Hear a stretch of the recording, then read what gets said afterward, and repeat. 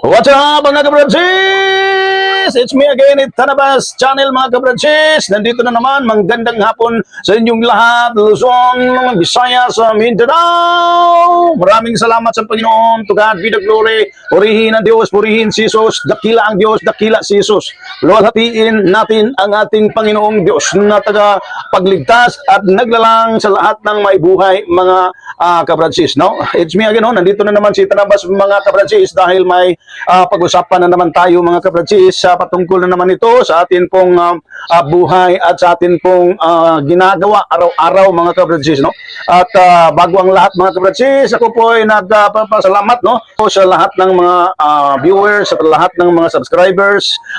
Sana ang pangdalangin ko po para sa inyo ay pagpalain kayo ng Diyos, ingatan kayo ng Diyos sa lahat ng oras, no, na wala talagang jablo na maghari sa inyo, walang jablo na magpapahamak sa inyo sa pangalan ni Jesus mga kabransis, no.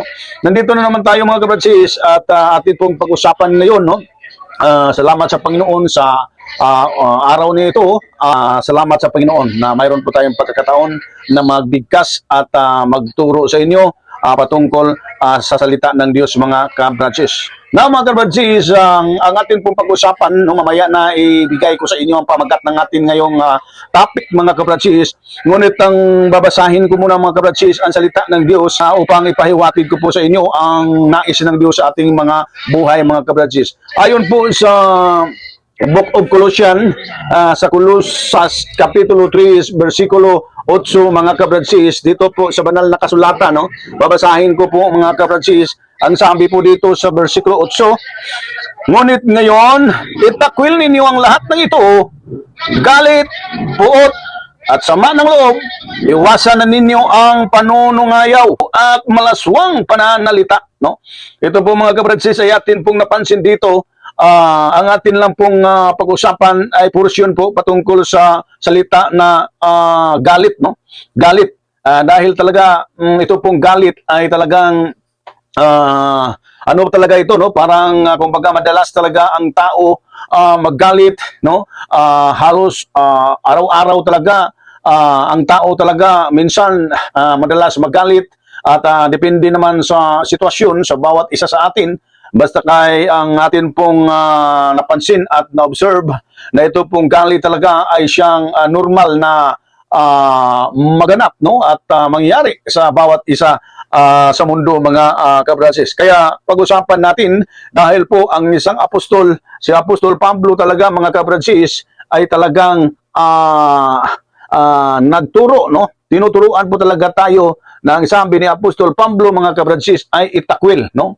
Itakwil, marami naman itong kailangang itakwil, yung binanggit ni Apostol Pablo, kaya lang mga kabransis ay atin lang pong i-focus ang atin pong pag-usapan ngayon patungkol sa tinatawag galit mga kabransis.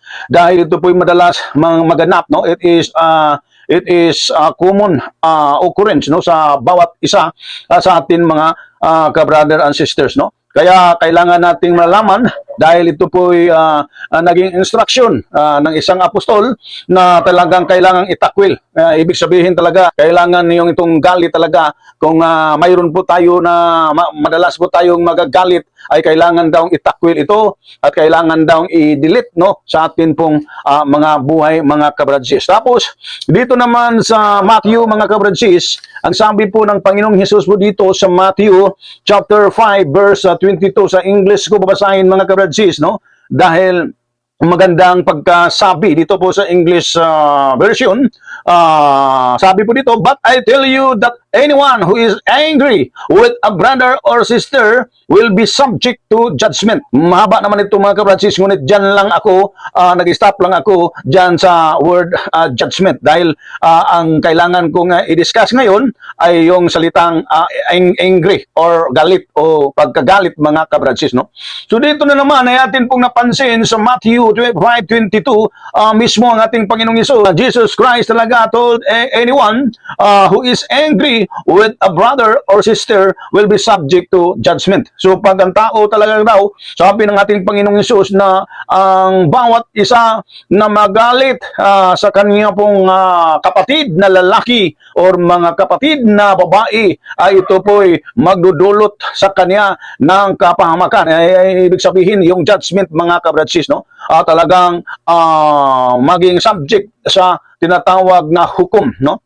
So, harap talaga sa hukuman ang ito pong tinatawag na galit, kung mayroon pong galit ang tao. So, ibig sabihin, mga kabratsis, atin pong napansin dito na ito talaga, parang ang ipahuwatid ng ating Panginoong Hesus ay ito pong angry talaga, ay kailangan na hindi po natin kung baga hindi natin ginagawa or ipinamuhay sa ating mga sarili, mga kabransis, no? Parang mapansin natin dito na parang bawal ang magalit, no? Bawal pa pala itong tinatawag galit, mga kabransis. Now, ang tanong natin, mga kabransis, sa inyo kaya o sa inyong para sa inyong sarili, no? Dahil pwede naman kayong mag-comment dyan sa atin pong comment section. Hindi kayong mag-comment at magsabi kung ano talaga sa palagay ninyo, no? Ano ba, no? Ano ba ang nasa isip ninyo or ang pang-uunawa ninyo patungkol po sa tinatawag galit, or what do you think of the word anger, mga kabradsis, no?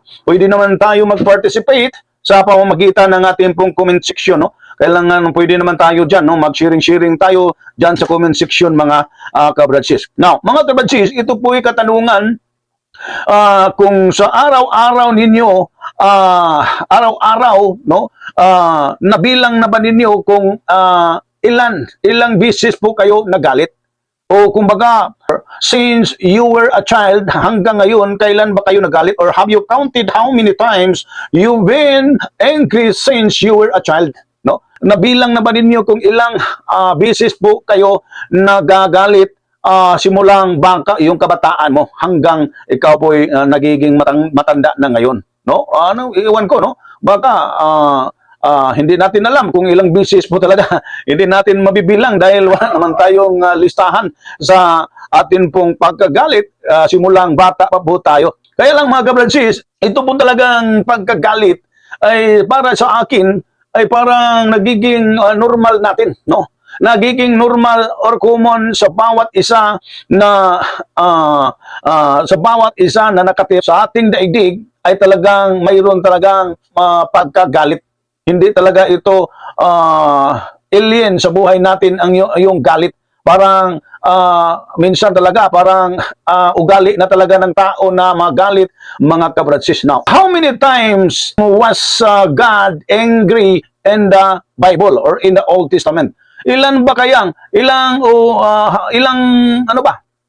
ilang beses kaya ang Diyos nagagalit dyan dito po sa Biblia, mga kabratsis, particular sa Old Testament sa Biblia, mga kabratsis, no? Ang bilang po, mga kabratsis, of how many times was God angry in the Old Testament, ayon po talaga sa mga nag-aaral dito, especially sa mga Bible scholar, no? Ay wala naman silang talagang tinatarget talaga nila ang pagbibilang, no? Kung anong dapat na binibilang. Makikita naman natin dyan sa Google, mga kabradsis, no? Na ang na-enumerate po kung ilang beses po nagagalit ang Diyos. Approximately, God's anger or wrath is mentioned over 375 to 600 times in the Old Testament. Yun ang resulta, mga kabradsis. Yun ang approximately enumeration sa mga beses na ang Diyos po ay nagagalit dyan sa Biblia, mga kabradsis, no? Tapos, ano ba ang purpose?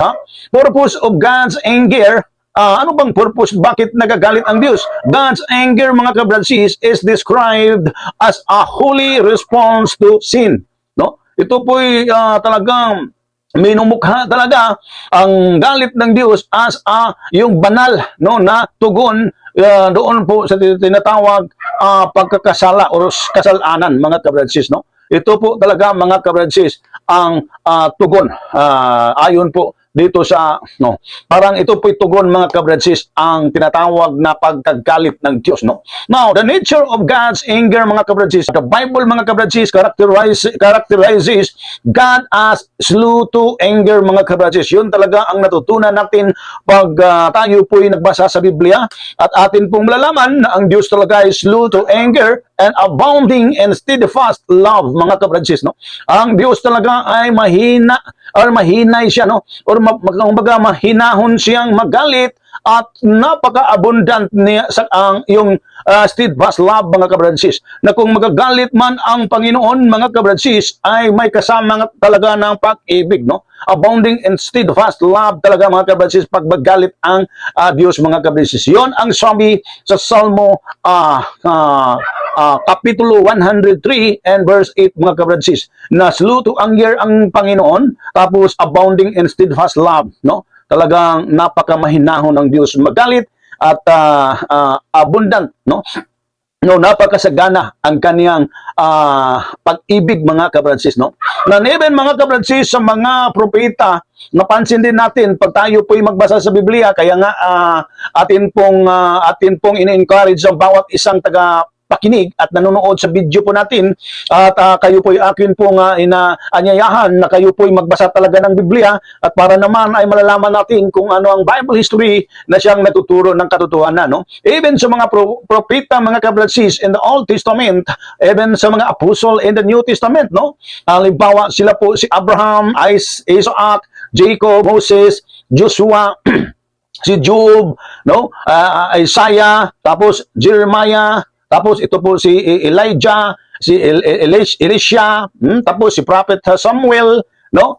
Even sa mga kings, no, sa mga hari of Israel, the kings of Israel, mga kabradsis, no?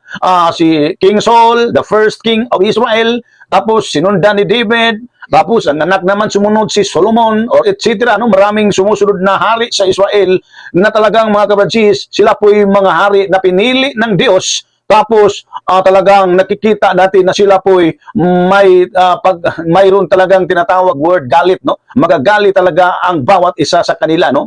Even sa mga apostle of Jesus Christ no, apostles of Jesus Christ, talagang sila din ay may galit or nagagalit talaga. And or even Jesus Christ himself mga kabradsis, talagang nagagalit din ang ating Panginoong Hesukristo mga kabradsis. So halos lahat ng mga alagad ng Diyos, halos lahat ng servants of God talaga ay nag-commit talaga ng angry no. They were committing anger mga kabradsis or angry mga kabradsis. Talagang magagalit talaga ang lahat sila mga kabradsis. So now mga kabradsis, ito po ang atin pong matutunan sa mensahe po sa hapong ito. If God is angry, kung ang Diyos po ay magalit, if the servants of God are angry, kung ang mga alagad ng Diyos ay magagalit, how much more we mga kabradsis, how much more us mga kabradsis, we will be even more angry mga kabradsis, especially na sa atin pong panahon ngayon, sa ating generation talaga mga kabradsis, ay nasa panahon po tayo na magulo no. Na tayo po nasa panahon po talaga ng crisis ang sanlibutan. Napaka-crisis talaga sa mundo mga kabradsis dahil medyo kahirapan talaga ay lumaganap sa mundong ito. Kaya imposible mga kabradsis na ang tao po ay hindi magagalit mga kabradsis.